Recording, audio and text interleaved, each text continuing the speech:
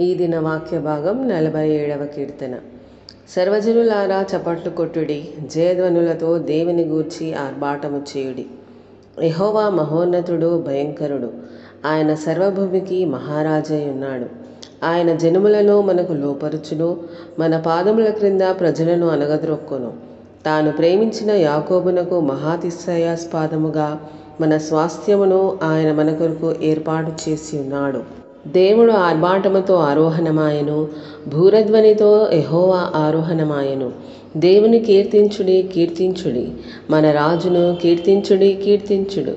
దేవుడు సర్వభూమికి రాజై ఉన్నాడు. రమ్యముగా కీర్తనలు పాడుడి. దేవుడు అన్యజనులకు రాజై ఉన్నాడు.